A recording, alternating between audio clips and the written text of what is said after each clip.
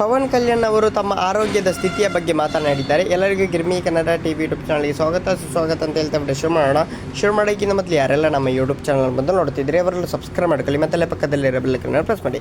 ಪವನ್ ಕಲ್ಯಾಣ್ ಇತ್ತೀಚೆಗಷ್ಟೇ ಶಸ್ತ್ರಚಿಕಿತ್ಸೆಗೆ ಒಳಪಟ್ಟಿದ್ದರು. ಅವರ ಆರೋಗ್ಯದ ಬಗ್ಗೆ ಕಾಳಜಿ ವಹಿಸಿ ಅವರ ಸಹೋದರ ಮೆಗಾ ಸ್ಟಾರ್ ಚಿರಂಜೀವಿ, ಅಲ್ಲು ಅರ್ಜುನ್ ಇನ್ನೂ ಹಲವು ಟ್ವೀಟ್ ಮಾಡಿ ಶೀಘ್ರದಲ್ಲೇ ಗುಣಮುಖವಾಗುವಂತೆ ಕೋರಿದ್ದರು. ಖುದ್ದು ಪ್ರಧಾನಿ ನರೇಂದ್ರ ಮೋದಿ ಅವರು ಪವನ್ ಕಲ್ಯಾಣ್ ಭೇಟಿ ನೀಡಿ ಆರೋಗ್ಯ ವಿಚಾರಿಸಿದ್ದರು.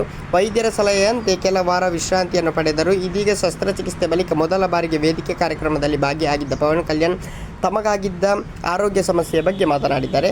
ತಮ್ಮ ಜನಸೇನಾ ಪಕ್ಷ ಸಭೆಯಲ್ಲಿ ಭಾಗಿಯಾಗಿದ್ದ ಪವನ್ ಕಲ್ಯಾಣ್ ತಮಗಾಗಿದ್ದ ಆರೋಗ್ಯ ಸಮಸ್ಯೆ ಬಗ್ಗೆ ಹೇಳಿದ್ದಾರೆ. ಧೂಳಿನಲ್ಲಿ ಸಾಕಷ್ಟು ತಿರುಗಿ ಸೈನಸ್ನಲ್ಲಿ ಧೂಳು ಜಮೆಯಾಗಿ ಅಲ್ಲಿ ಗಟ್ಟಿಯಾಗಿ ಬಿಟ್ಟಿತ್ತು.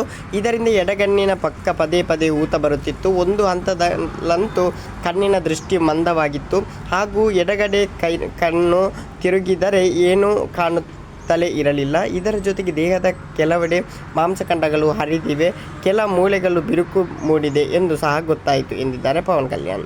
ನಾನು ಹೋದಲ್ಲೆಲ್ಲ ಅಭಿಮಾನಿಗಳು ಕೈ ಕುಲುಕುವುದು, ಕೈ ಕೊಟ್ಟರೆ ಎಳೆಯುವುದು ಮಾಡುತ್ತಾರೆ. ಅದು ಅವರ ಪ್ರೀತಿ. ಆದರೆ ಅದರಿಂದ ನನಗೆ 2 ಭುಜಗಳ ಮಾಂಸಖಂಡಗಳು ತುಸು ಹರಿದಿದ್ದು, ಮೂಳೆಗಳು ಸಣ್ಣ ಬಿರುಕು ಮೂಡಿದೆ. ಅದರ ಜೊತೆಗೆ ಕೆಲವು ಭಾಗಗಳಲ್ಲಿ ಅಸಹನೀಯತ ನೋವು ಸಹ ಇತ್ತು ಅಂತ ಹೇಳಿದ್ದಾರೆ. ಈಗ ಸರಿಯಾಗಿದ್ದಾರೆ ಗೈಸ್, ನೋಡೋಣ. Thank you, bye bye, love you so much, thank you.